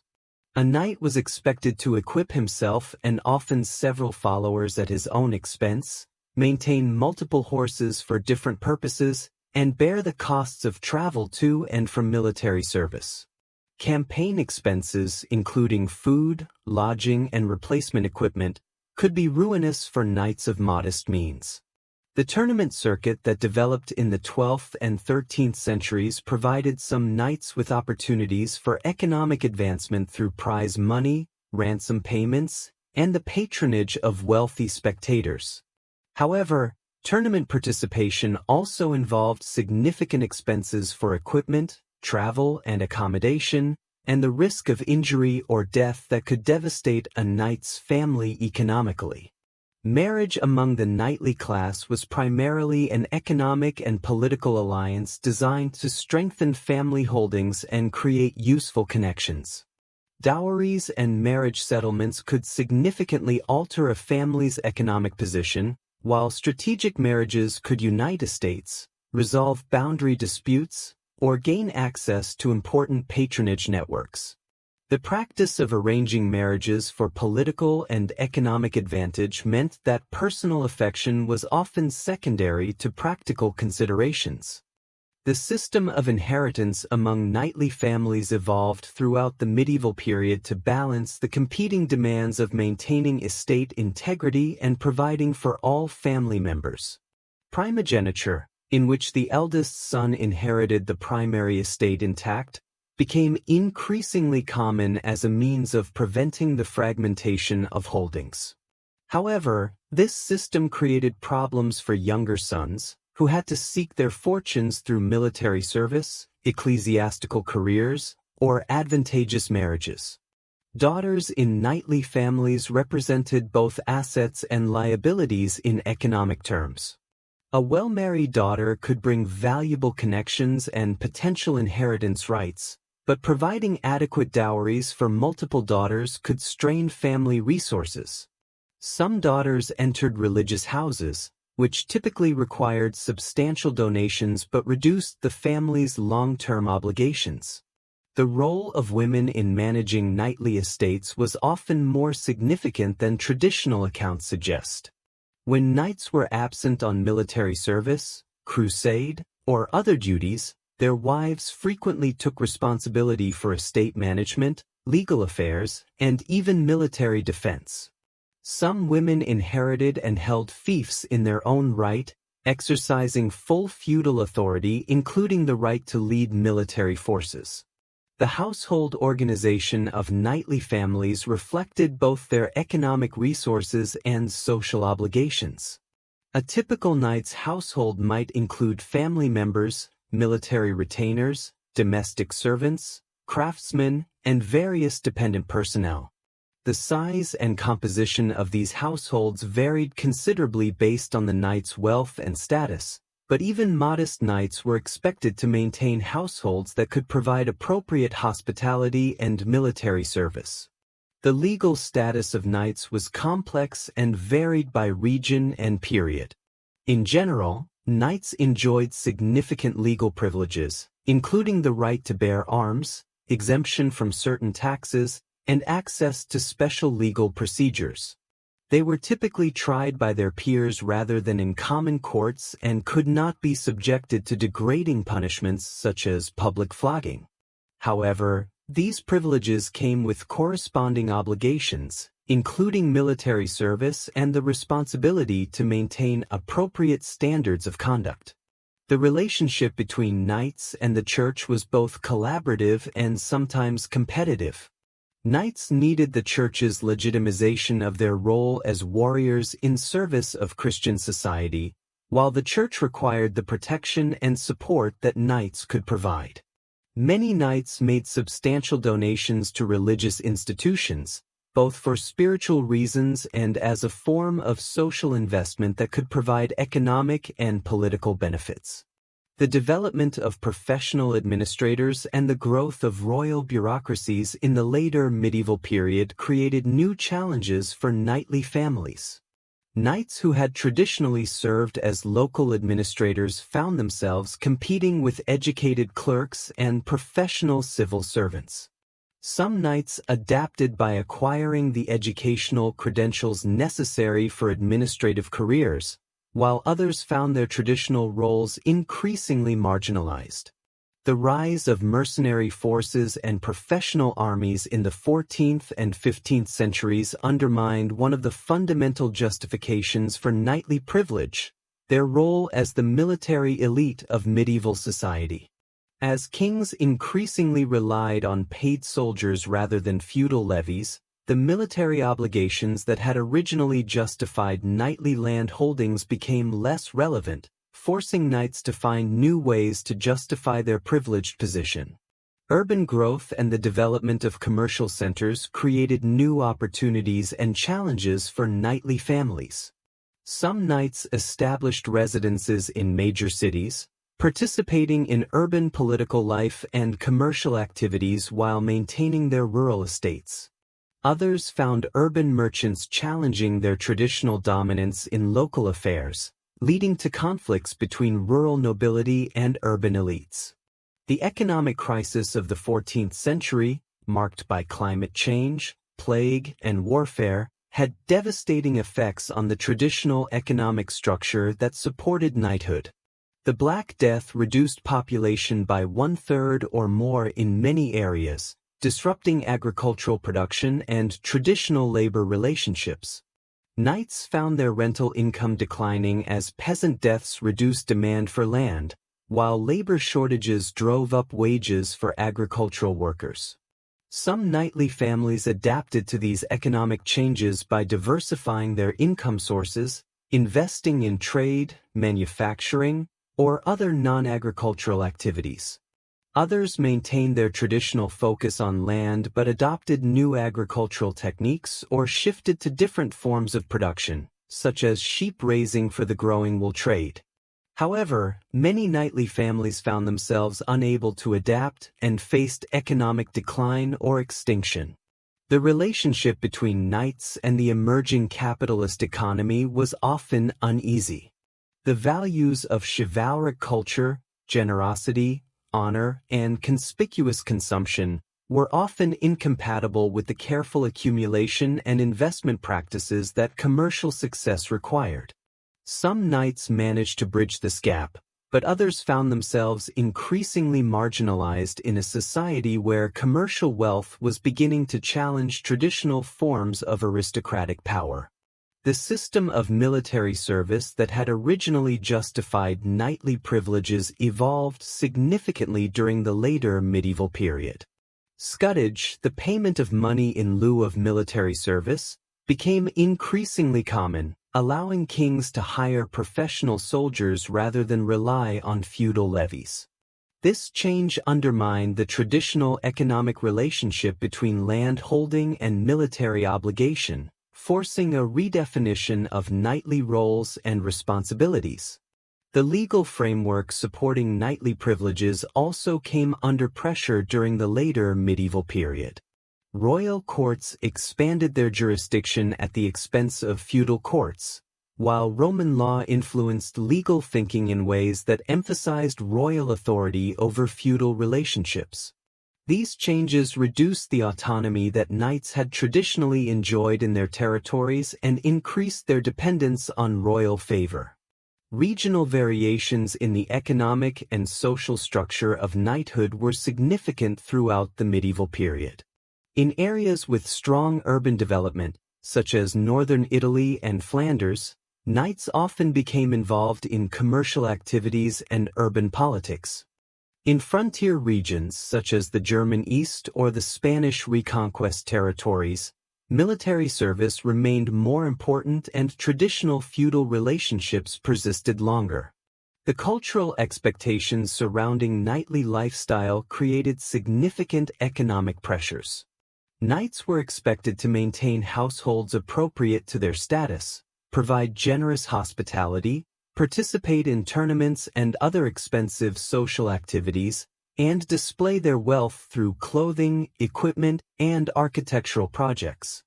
These cultural obligations often conflicted with the practical need to maintain economic solvency. The relationship between knightly families and religious institutions was both spiritually meaningful and economically significant. Knights founded monasteries and churches, endowed religious houses, and made provision for prayers for their souls and those of their ancestors. These religious activities were expensive but were considered essential for salvation and family honor. They also provided opportunities for younger sons and daughters to pursue religious careers that might not have been economically feasible otherwise. The administration of knightly estates required increasingly sophisticated management skills as the medieval period progressed. Knights needed to understand complex legal arrangements, manage diverse economic activities, and navigate changing political relationships. Those who failed to develop these skills often found their families in economic decline, while those who succeeded could maintain and even expand their wealth and influence. The 14th and 15th centuries witnessed a profound transformation in the institution of medieval knighthood that historians have often characterized as decline, though this period might be better understood as a complex process of adaptation to rapidly changing military, political, and social circumstances. The traditional role of the knight as the dominant force on medieval battlefields was challenged by new military technologies and tactics, while the social and economic foundations of knighthood evolved in response to demographic catastrophe, political centralization, and economic change. The military revolution that began in the late 13th century fundamentally altered the battlefield effectiveness of traditional heavy cavalry. The devastating defeats of knightly armies at Courtrai, 1302, where Flemish pikemen destroyed a French cavalry force, Bannockburn, 1314, where Scottish infantry defeated English knights, and most famously at Crécy, 1346, and Agincourt, 1415, where English longbowmen demonstrated the vulnerability of mounted knights, marked the end of cavalry supremacy that had defined medieval warfare for centuries. The English longbow, in particular, proved devastatingly effective against armored knights. These weapons could penetrate most armor at ranges exceeding 200 yards, allowing infantry formations to decimate cavalry charges before the knights could close to effective combat range. The rate of fire achievable by trained archers, up to 12 aimed shots per minute, meant that cavalry formations faced continuous volleys of armor-piercing arrows throughout their approach. The development of gunpowder weapons in the 14th century introduced an even more revolutionary change to medieval warfare. Early firearms were crude and unreliable, but they offered several advantages over traditional weapons. They could penetrate any armor, required less training than archery or mounted combat, and had significant psychological impact. The sound and smoke of gunpowder weapons terrified horses and disrupted the disciplined formations that cavalry tactics required. Artillery development proceeded even more rapidly than small firearms. Early cannons were primarily siege weapons, but by the 15th century, field artillery was beginning to appear on battlefields. These weapons could destroy the stone fortifications that had protected knightly families for centuries, undermining another foundation of traditional aristocratic power. The famous siege of Constantinople in 1453, where Ottoman cannons breached the supposedly impregnable walls of the Byzantine capital, demonstrated the revolutionary potential of gunpowder weapons. Knights adapted to these military changes in various ways. Some embraced new technologies, becoming early adopters of firearms and artillery. Others modified their tactics to incorporate supporting infantry and missile weapons while maintaining the prestige associated with mounted combat.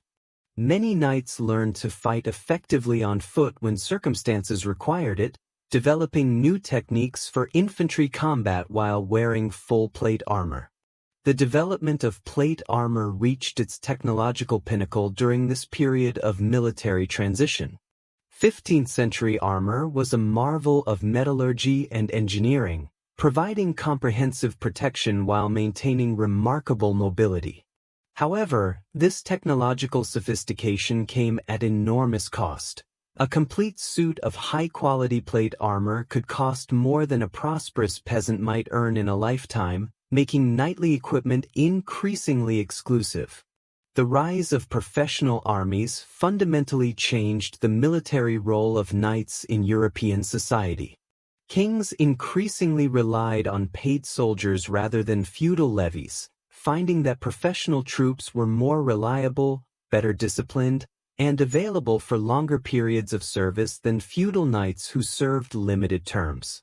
The development of military contracts, standardized equipment, and professional officer corps reduced the importance of individual knightly prowess and traditional feudal relationships. Companies of professional soldiers, often composed of knights and men-at-arms who had embraced military careers, became major players in 14th and 15th century warfare. The English companies that fought in France during the Hundred Years' War, the Italian condottieri who dominated warfare in the Italian peninsula, and the Swiss pike companies that revolutionized infantry tactics all represented new forms of military organization that challenged traditional knightly dominance. The economic foundations of knighthood faced severe challenges during this period. The demographic catastrophe of the Black Death, 1347 to 1351, killed approximately one-third of Europe's population, disrupting traditional agricultural relationships and reducing the value of land-based wealth. Labor shortages drove up wages for agricultural workers while reducing rental income for landowners, forcing many knightly families to adapt their economic strategies or face declining fortunes. The growth of monetary economies and commercial networks created new forms of wealth that sometimes overshadowed traditional land-based fortunes. Merchant families in Italian city-states, German commercial centers, and Flemish cloth towns accumulated wealth that allowed them to challenge the social dominance of traditional aristocracy. Some merchant families purchased estates and adopted aristocratic lifestyles, while others used their financial resources to gain political influence without embracing knightly culture. Political centralization reduced the autonomy that knights had traditionally enjoyed in their territories. Kings strengthened royal courts, expanded royal administration, and established more direct relationships with their subjects. The development of Roman law concepts that emphasized royal sovereignty challenged feudal relationships based on personal loyalty and mutual obligation.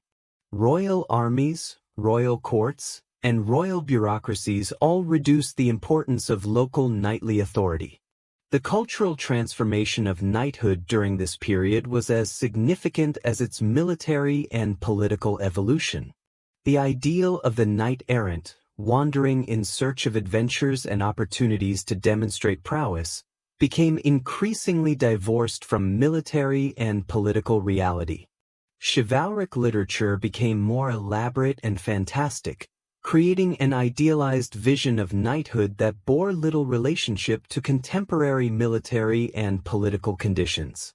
The tournament evolved from a practical military exercise into an elaborate theatrical spectacle that celebrated an increasingly nostalgic vision of knightly culture. 15th century tournaments featured elaborate pageantry, allegorical themes, and theatrical elements that emphasized entertainment over military training. These events became opportunities for displaying wealth and cultural sophistication rather than developing practical military skills. The orders of chivalry that emerged during this period reflected both the continued prestige of knightly ideals and their transformation into largely ceremonial institutions. The Order of the Garter, founded by Edward III of England in 1348, and the Order of the Golden Fleece, established by Philip the Good of Burgundy in 1430, created elite communities of knights bound by elaborate ceremonies and exclusive membership. However, these orders function more as courtly institutions than military organizations. Heraldry became increasingly complex and sophisticated during this period, developing elaborate rules and conventions that reflected the growing importance of genealogy and family history in defining aristocratic identity. The development of heraldic visitations, systematic surveys of armorial bearings conducted by royal heralds, demonstrated the institutional importance of maintaining accurate records of noble status and family relationships. The relationship between knighthood and religious institutions evolved significantly during this period. While the crusading ideal remained culturally important, the practical opportunities for crusading service diminished after the fall of the last Crusader strongholds in 1291. The military orders adapted to new circumstances, with some redirecting their activities to other frontiers of Christendom while others became primarily charitable or ceremonial organizations. The Church's attitude toward knightly culture became increasingly ambivalent during this period. While religious authorities continued to promote ideals of Christian knighthood and just war, they also criticized the worldly values and violent behavior associated with aristocratic culture. Religious reformers called for greater attention to spiritual matters and criticized the elaborate ceremonies and secular concerns that occupied much of knightly attention. Regional variations in the transformation of knighthood were significant. In areas where traditional feudal relationships remained strong, such as parts of France and Germany, knights maintained more of their traditional roles and privileges. In regions experiencing rapid commercial development or political centralization, such as Italy and England, knightly culture adapted more quickly to changing circumstances. Frontier areas, where military service remained essential, preserved traditional knightly functions longer than more settled regions. The legal status of knights evolved during this period as royal law expanded at the expense of feudal custom. Royal courts gained jurisdiction over cases previously handled by feudal courts, while new legal concepts emphasizing royal sovereignty challenged traditional ideas about feudal relationships. However, many traditional privileges of knighthood were preserved, though often in modified forms that reflected changed political circumstances. Education and training for knighthood adapted to changing requirements during this period. While traditional military skills remained important, young nobles increasingly needed to master new technologies, administrative skills, and court culture. Some knights attended universities, studying law, theology, or other subjects that prepared them for administrative or diplomatic careers. Others focused on mastering new military technologies, including firearms and artillery. Women's roles within aristocratic society continued to evolve during this period. Some noble women exercised significant political influence as regents, patrons, or power brokers in increasingly complex political environments. The tradition of courtly love remained culturally important, though it became more literary and less connected to actual social relationships. Some women participated directly in military activities, though usually in exceptional circumstances. The economic strategies of knightly families became increasingly diverse during this period. Some families maintained their focus on agriculture but adopted new techniques or shifted to different crops in response to changing market conditions. Others diversified into trade, manufacturing, or financial services, though they often did so through intermediaries to maintain their social status. Many families found it necessary to seek royal service or other forms of employment to maintain their economic position. The architectural legacy of this period reflected both the continued wealth of some knightly families and the changing nature of their social roles. Castle construction continued, but increasingly emphasized comfort and display over defensive capability. The development of gunpowder weapons made traditional fortifications obsolete, leading to new forms of military architecture or the conversion of castles to comfortable residences. Despite the challenges facing traditional knighthood, the cultural influence of chivalric ideals remained strong throughout this period. Literature, art, and ceremonial life continued to celebrate knightly virtues, while new forms of chivalric expression emerged in response to changing circumstances. The transformation of knighthood during the 14th and 15th centuries laid the foundation for the evolution of European aristocracy in the early modern period, when many elements of chivalric culture would be adapted to new political and social circumstances. The legacy of medieval knighthood extends far beyond the historical period in which it flourished, profoundly influencing Western culture, political thought, and social values in ways that continue to resonate in the modern world. The transformation of the historical knight into a cultural archetype represents one of the most enduring examples of how medieval institutions have shaped contemporary consciousness, though often in ways that bear little resemblance to historical reality. The literary tradition that began in the medieval period with chivalric romances continued to evolve throughout the early modern and modern periods, creating an increasingly romanticized vision of knighthood that emphasized honor, adventure, and romantic love while downplaying the violence, political complexity, and economic calculations that characterized actual medieval knighthood. The Arthurian legends, in particular, underwent continuous reinterpretation, from Thomas Malory's Morte d'Arthur in the 15th century through Alfred Tennyson's Idylls of the King in the 19th century to countless modern adaptations in literature, film, and other media. The revival of interest in medieval culture during the Romantic period of the 18th and 19th centuries led to a new wave of fascination with knighthood and chivalry. Writers such as Sir Walter Scott created historical novels that portrayed medieval knights as embodiments of honor and nobility, while the Gothic revival in architecture led to the construction of neo-medieval castles and the restoration of genuine medieval structures. This romantic vision of the Middle Ages emphasized the emotional and spiritual aspects of medieval life while largely ignoring its harsh realities. The Victorian era saw perhaps the most systematic attempt to revive chivalric ideals as a model for contemporary behavior.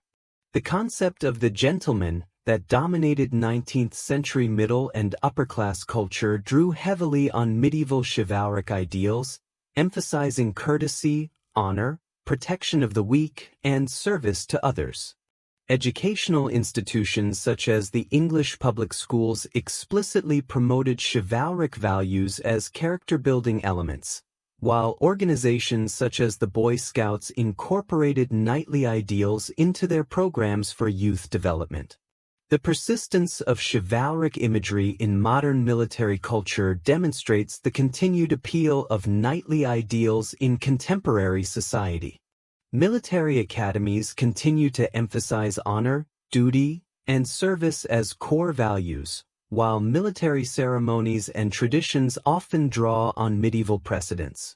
The concept of the officer and gentleman reflects the continued influence of chivalric ideals on military culture, though adapted to modern circumstances and values. Modern concepts of human rights and international law owe significant debts to medieval chivalric traditions, particularly the ideas of protecting the innocent, limiting warfare, and maintaining standards of conduct even in conflict situations. The Geneva Conventions and other international agreements governing warfare reflect principles that can be traced back to medieval concepts of just war and chivalric conduct, though obviously adapted to contemporary conditions and expanded to include broader humanitarian concerns. The influence of chivalric ideals on modern concepts of masculinity has been both positive and problematic.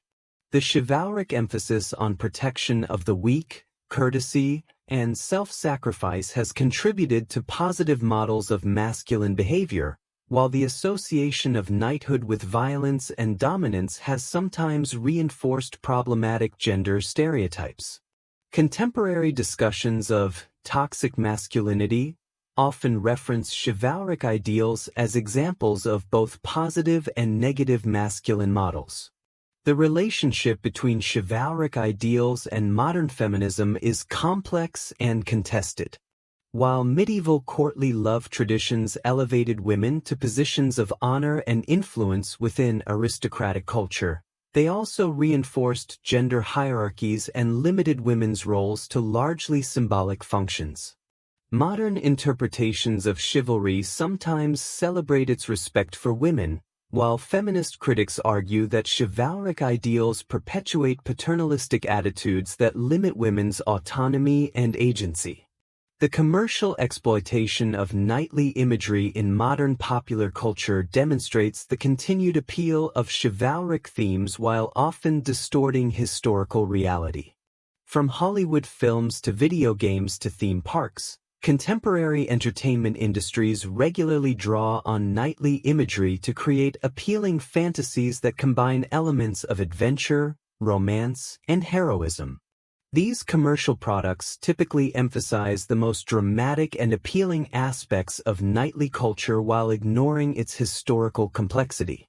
The academic study of medieval knighthood has evolved significantly since the 19th century, moving from romantic celebration to critical historical analysis.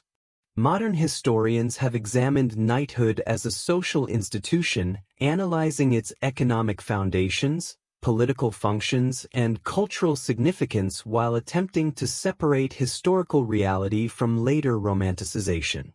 This scholarly work has revealed the complexity and diversity of medieval knightly culture while challenging many popular assumptions about the period. Archaeological investigations have contributed significantly to our understanding of medieval knighthood, providing physical evidence about weapons, armor, castles, and daily life that supplements documentary sources.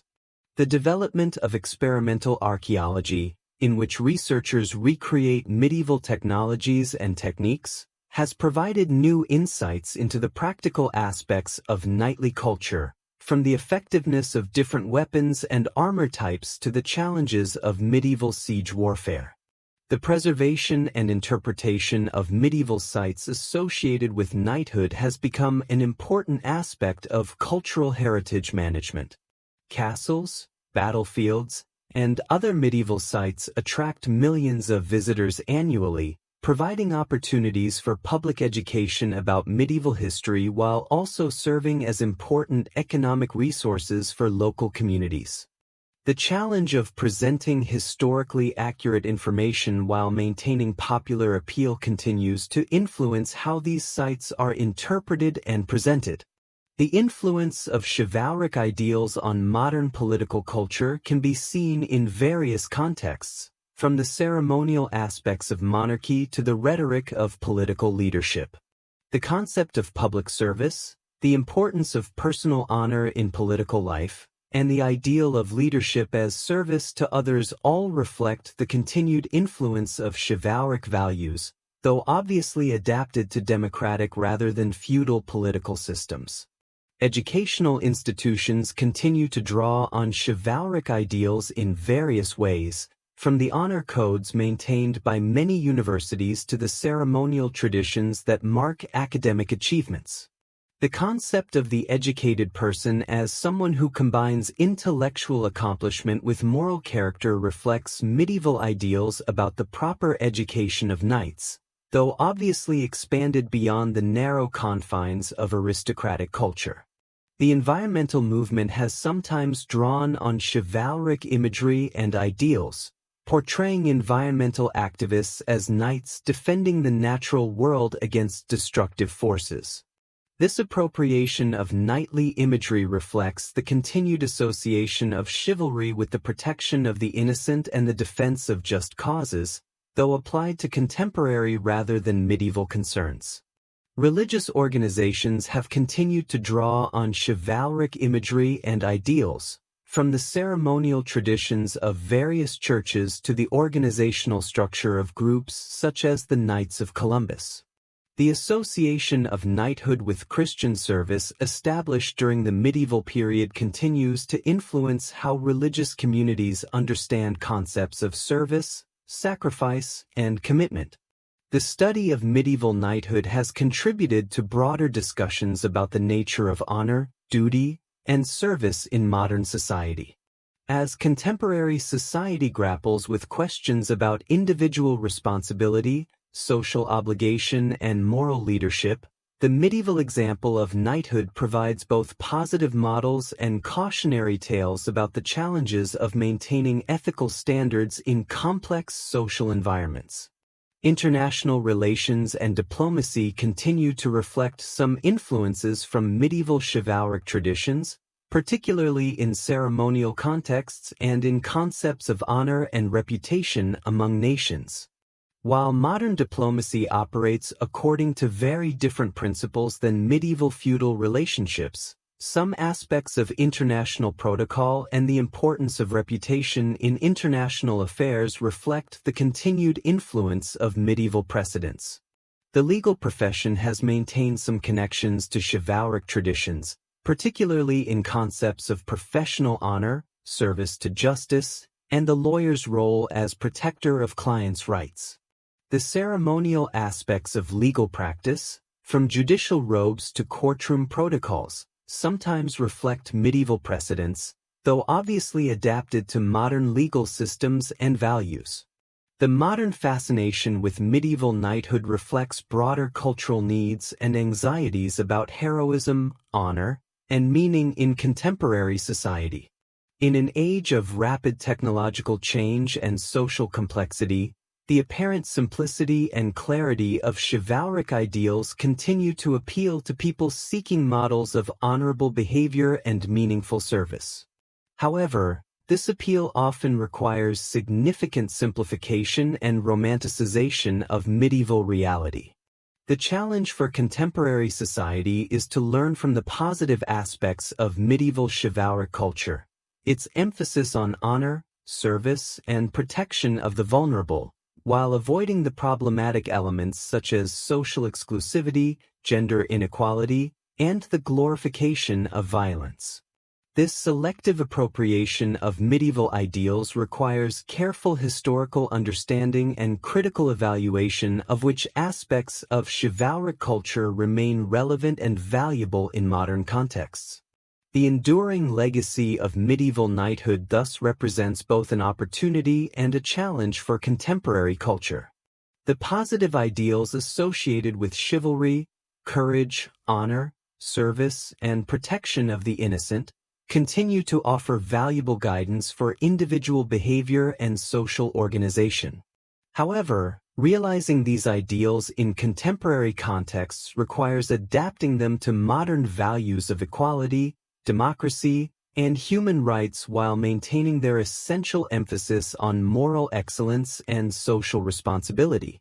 As we continue to grapple with questions about leadership, service, and moral behavior in the 21st century, the example of medieval knighthood remains relevant not as a model to be copied wholesale, but as a historical precedent that demonstrates both the possibilities and the limitations of attempting to institutionalize ideals of honor and service within complex social structures.